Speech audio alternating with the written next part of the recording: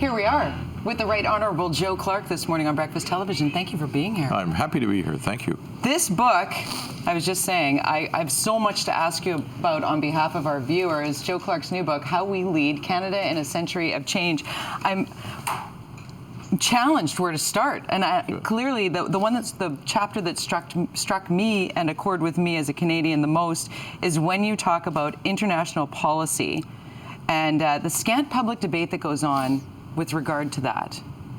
How has our international reputation changed from when you were in power to today? I think the focus of what we're doing in the world has changed. In earlier times, we tried to do four things. One, we had to be strong in the economy. Two, strong militarily. Three, we had to have very good diplomats to navigate through difficult questions. And fourth, we were interested in the poor and the struggling of the world. The present government has a strong economic policy, a strong military policy. It is frankly not as much interested in either diplomacy or in helping countries in conflict. And that's too bad, because as we look ahead, unquestionably our economy is going to be important, but we are never again going to be as strong an economy relative to the rest of the world, because countries like India, Nigeria, and Brazil are coming up. Our added value, our great advantage, is that we have this real skill in diplomacy and in understanding the roots of cultural conflict, because we deal with it all the time at home. And I think that this is not only, what we're seeing now is not only a lack in present policy, it means we are not taking advantage of what could be our pathway to the future. So fundamentally, what has changed for us to get to what you've just explained? Well, let's give you some examples. The Commonwealth Conference just concluded in Sri Lanka. The Commonwealth has historically been a place. You're better off at morning television than I am. I'm stumbling over. You're fantastic. Early morning We're words. Just having a cup of coffee together. And you're fascinating. I was involved in the anti-apartheid campaign, which we carried out through the Commonwealth. You could only do it on the ground. This most recent conference, where there's clearly trouble in the host country, the Prime Minister of Canada and a couple of others decided not to go. You don't solve things by not going. You have to be on the ground.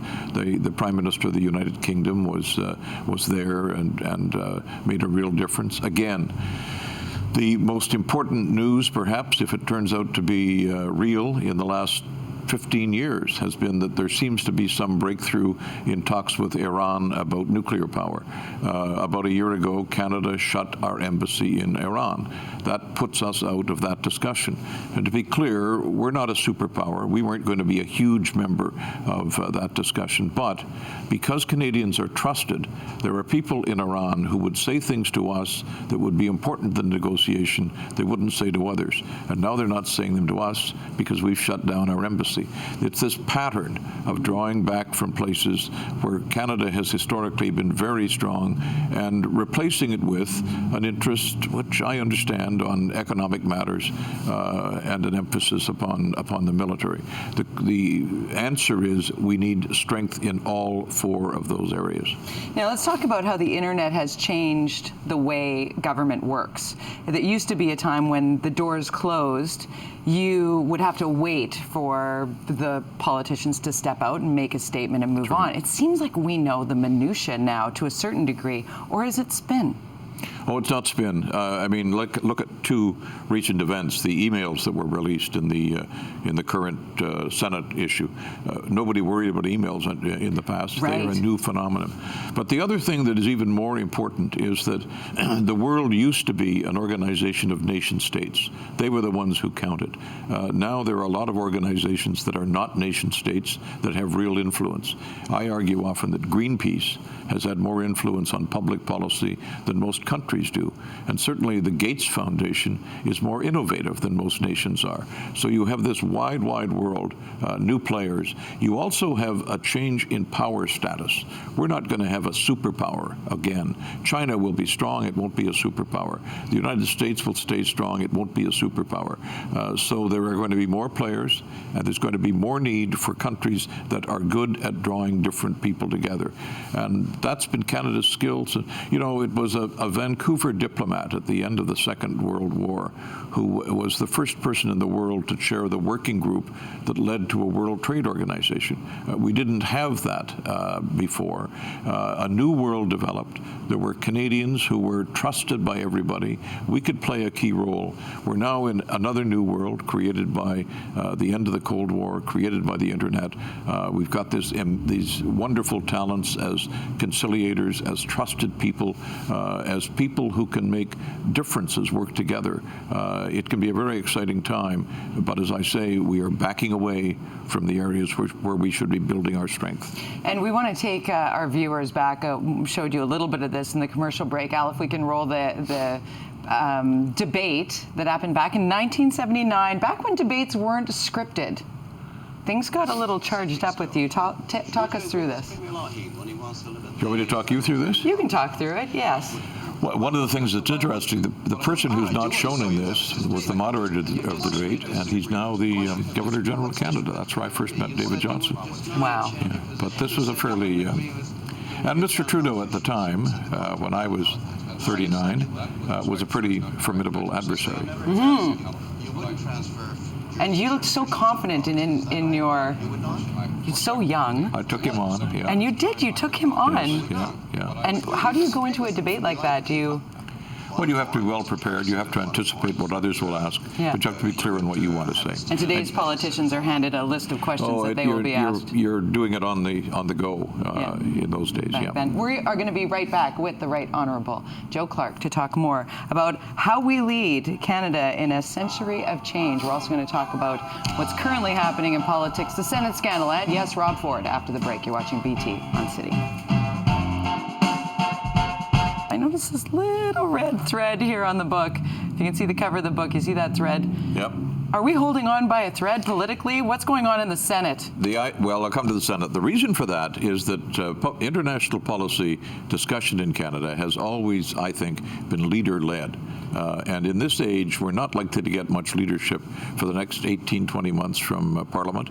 So I'm hoping that we can generate a discussion that lets it be citizen-led. Now, I like that. Yeah, okay, no, citizen-led. We are active contributors to how we are perceived around the globe. Well, and the reality is we are. I mean, you look at the number of Canadians engaged in the response to the Philippines. Yes. And you look at all sorts of things. You look at where Canadians come from, everywhere. And most of us are connected with where we came from. You wanted to go back to the stodgy old Senate. I do want to go to the stodgy old Senate, because what's going on? And we seem so distracted by this that there seems to be other things in the world that matter more than Mike Duffy's expenses. What's going on? There are two serious issues. One is that there has been abuse by senators. There's been some mild abuse for a long time. Mm-hmm. It wasn't focused on. It's focused on with a bang.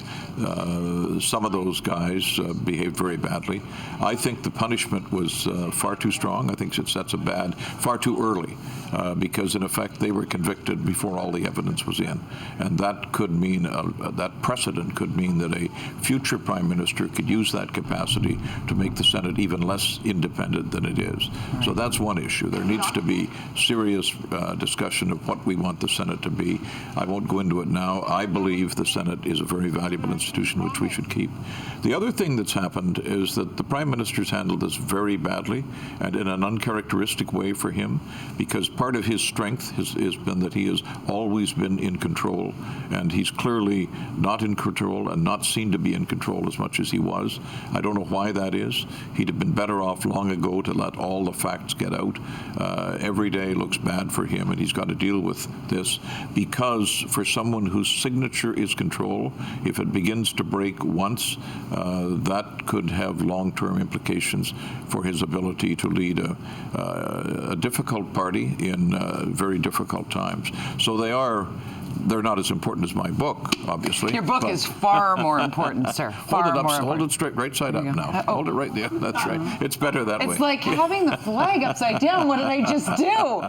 Oh no, this is going viral on YouTube. I'm so sorry. The Right Honourable Joe Clark is with us, and his book is fantastic. I have read it. And the only thing that is missing from this book is your opinion on Rob Ford. So, Rob Ford, should he have just stepped down? Yeah, it is really, in many ways, just a human tragedy, and I don't know how one reaches anybody like that. It has shown an institutional problem. We have no means to deal with an elected leader who gets in a situation like that, and I think municipalities across the country are going to have to deal with that, because this happened in Toronto, of all places. It could happen elsewhere. Well, we could talk to you all morning long, and we will definitely be handing your book around and suggesting that it be a Christmas gift for any Politico in your world. It is a great view of our country today. Thank you very much, sir, for being on with us this morning. Pleasure. We appreciate it.